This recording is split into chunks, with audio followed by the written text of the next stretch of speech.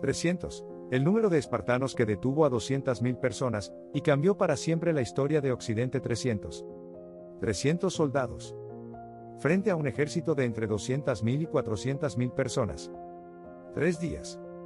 Ese retraso de 3 días salvó Grecia.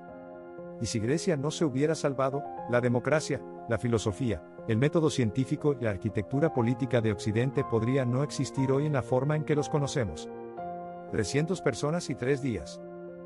Esa es la proporción más asimétrica de la historia militar documentada de la antigüedad. Y la historia de cómo fue posible es más estratégica, más táctica y más perturbadora de lo que cualquier película ha podido capturar. Bienvenido a Cifras que cambiaron todo. Hoy la historia gira alrededor del número 300. Y cada parte de esa historia, basada en los registros de Heródoto y en las investigaciones arqueológicas modernas, revela algo sobre el poder de la estrategia frente a la fuerza bruta que sigue siendo completamente pertinente en cualquier contexto. Quédate hasta el final porque la revelación sobre lo que las investigaciones arqueológicas modernas encontraron en el paso de las Termópilas confirma algo que los historiadores debatieron durante siglos. Para entender el número 300 necesitas entender el mundo en el año 480 a.C. El imperio persa bajo Jerjes I era la entidad política más grande que el mundo había visto hasta ese momento. Se extendía desde el Indo hasta el Mediterráneo oriental. Su ejército incluía soldados de decenas de naciones sometidas al imperio. Y su objetivo en 480 era completar lo que su padre Darío había intentado en 490, conquistar Grecia. Las fuentes antiguas, principalmente Heródoto, describen el ejército de Jerjes como de más de 2 millones de hombres. Los historiadores modernos consideran ese número imposible logísticamente para la época, y estiman el ejército real en entre 200.000 y 400.000 soldados. Incluso con la estimación más conservadora, la proporción con los 300 espartanos sigue siendo de más de 600 personas por cada espartano.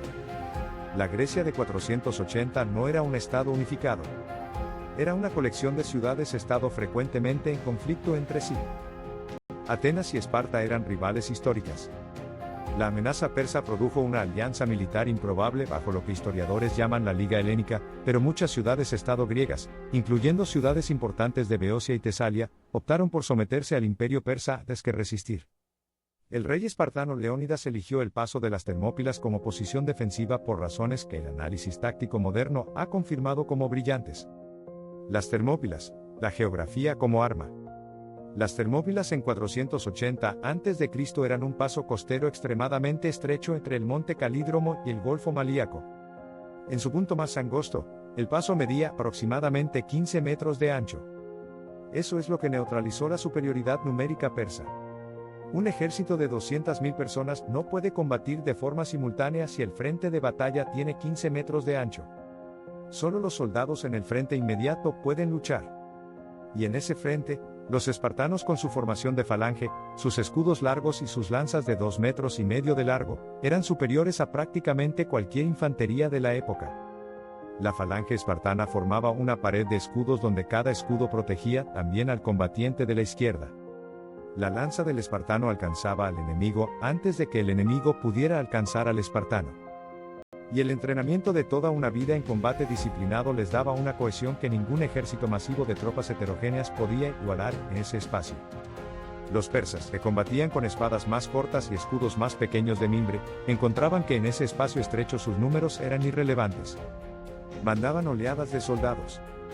Los espartanos y sus aliados las rechazaban una tras otra durante el primer y el segundo día. Jerjes envió en el segundo día sus mejores tropas, los inmortales, la élite del ejército persa. Los inmortales también fueron rechazados en el paso. La traición y el tercer día.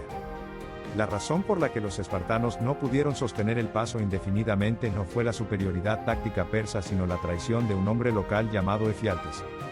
Efialtes conocía la existencia de un sendero de montaña secundario que rodeaba las Termópilas y permitía flanquear la posición griega. Reveló ese sendero a Jerjes a cambio de una recompensa. En la noche del segundo al tercer día, los inmortales persas marcharon por ese sendero, y llegaron a la retaguardia de la posición griega al amanecer del tercer día. Cuando Leónidas fue informado del flanqueo, envió a la mayoría de los aliados griegos a retirarse para salvar sus vidas. Él permaneció en el paso con sus 300 espartanos, y un número menor de aliados de Tespias y Tebas. La razón que las fuentes atribuyen a Leónidas para permanecer varía según el relato. Heródoto indica que el oráculo de Delfos había predicho que Esparta sería destruida o perdería a su rey. Permanecer era la opción honorable en términos del código espartano. Pero el efecto táctico de esa decisión fue igualmente crucial. Los espartanos que permanecieron retrasaron lo suficiente el avance persa como para que la flota griega tuviera tiempo de reorganizarse. Las investigaciones arqueológicas modernas en el sitio de las Termópilas han encontrado concentraciones de puntas de flecha persa en áreas específicas del paso que confirman la posición exacta de las líneas de combate. El análisis de esos hallazgos demuestra que los espartanos combatieron en formaciones extremadamente compactas hasta el final, usando el terreno de forma óptima hasta el último momento. El efecto del retraso de 3 días fue determinante para lo que ocurrió después. La flota ateniense utilizó ese tiempo para preparar la trampa naval en el estrecho de Salamina en septiembre de 480. En Salamina, la flota griega de aproximadamente 370 trirremes destruyó la flota persa de más de 1200 naves usando el mismo principio que Leónidas había usado en las Termópilas, un espacio estrecho que neutraliza la superioridad numérica. Sin Salamina, Jerjes habría podido mantener su línea de suministro marítima con el ejército terrestre en Grecia. Sin los 3 días de las Termópilas, Salamina no habría sido posible. El debate histórico sobre qué habría ocurrido si Persia hubiera conquistado Grecia es por definición especulativo. Pero lo que los historiadores coinciden en afirmar es que Atenas, la ciudad que en ese momento estaba desarrollando las instituciones democráticas que luego se convertirían en el modelo político de Occidente, habría sido destruida o sometida al imperio persa. El número 300 no es el número de los que ganaron una batalla. Es el número de los que hicieron posible que la batalla que importaba realmente pudiera ganarse. Si este mensaje te tocó, suscríbete. No por mí, sino por ti. Porque si esto te resonó es porque hay algo en ti que entiende que el resultado más grande de la historia frecuentemente no lo produce el ejército más grande.